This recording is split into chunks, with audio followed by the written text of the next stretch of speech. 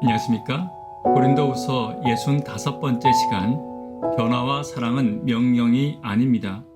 변화와 사랑은 명령이 아닙니다. 라는 제목으로 하나님 말씀 증거하도록 하겠습니다. 본문의 말씀 고린도후서 8장 23절부터 있는 말씀 함께 읽도록 하겠습니다. 디도로 말하면 나의 동무요, 너희를 위한 나의 동력자요, 우리 형제들로 말하면 여러 교회의 사자들이요, 그리스도의 영광이니라. 그러므로 너희는 여러 교회 앞에서 너희의 사랑과 너희에 대한 우리 자랑의 증거를 저희에게 보이라.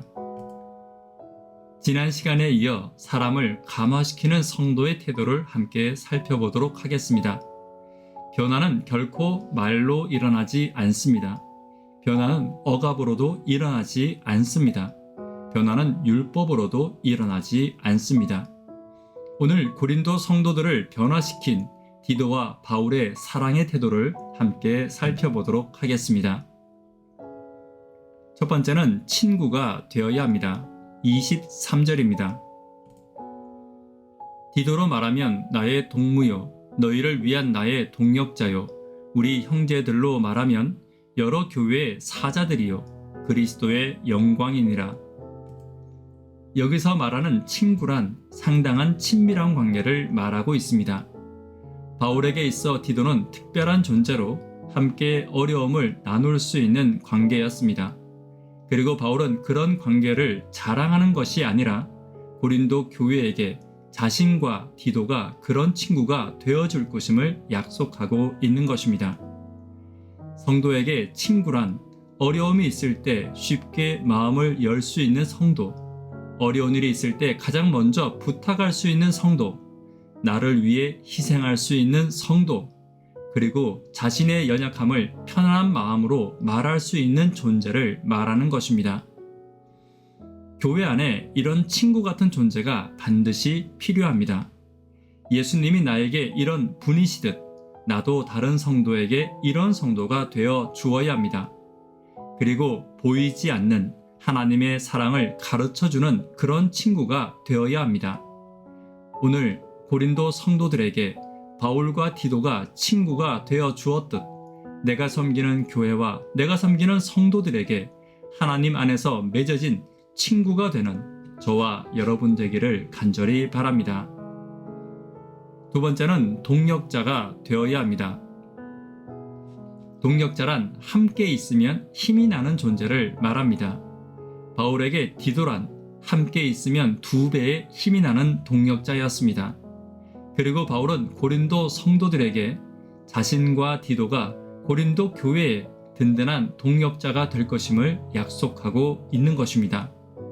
동력자는 함께 기도하는 존재입니다.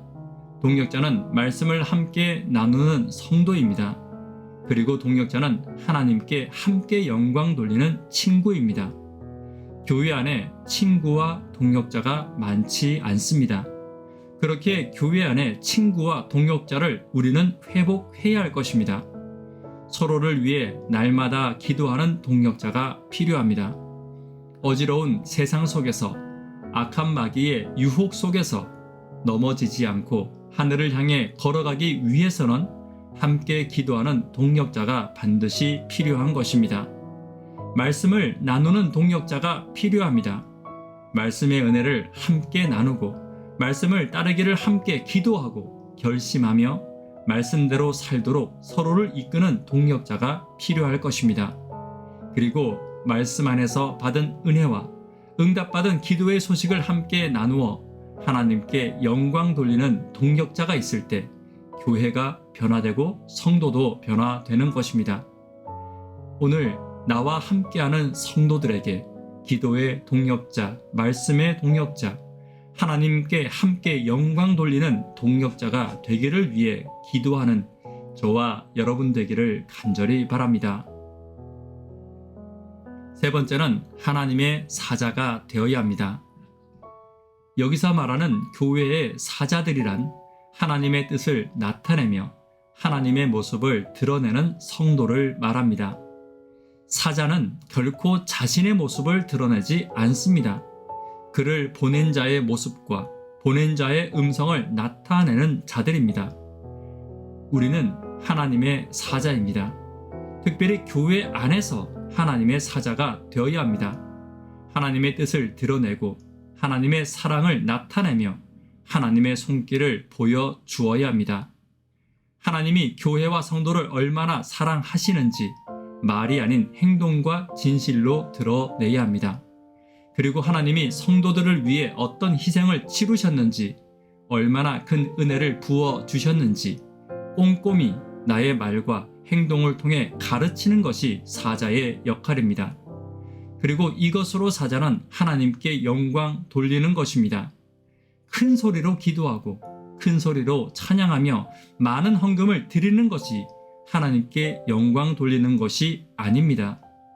내가 받은 하나님의 은혜를 아름답게 드러내고 이것으로 받은 성도들의 은혜와 변화를 통해 하나님께 영광 돌리는 하나님의 사자 되는 저와 여러분 되기를 간절히 바랍니다.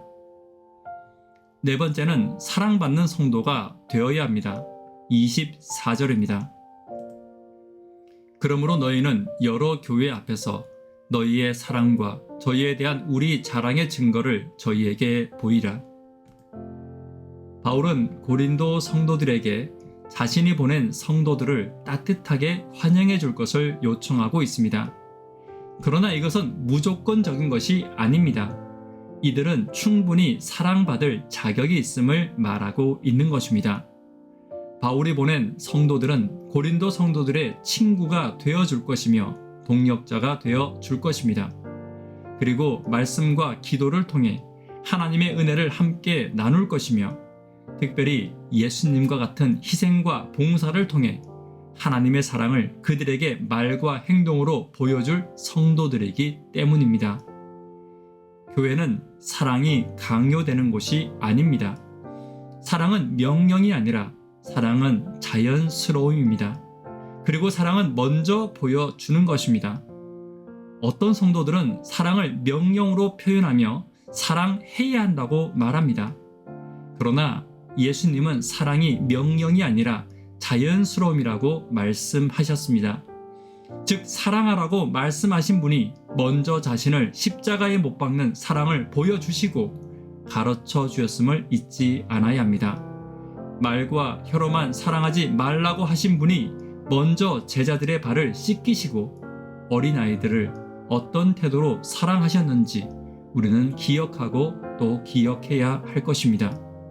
오늘 예수님처럼 먼저 사랑하고 그리고 사랑받을 만한 모습을 갖추는 저와 여러분 되기를 간절히 바랍니다.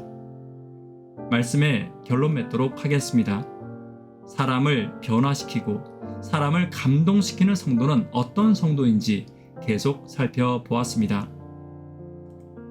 성도의 친구, 연약한 자의 친구가 되어야 합니다.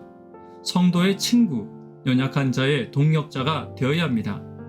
하나님의 사랑의 대변자와 복음의 사자가 되어야 합니다. 그리스도의 영광을 드러내야 합니다.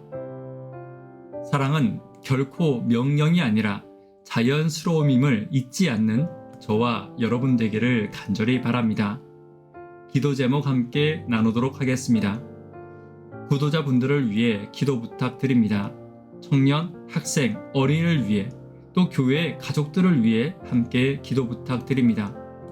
사람을 감화시키고 변화시키는 힘이 있는 성도가 되기를 위해 기도 부탁드립니다.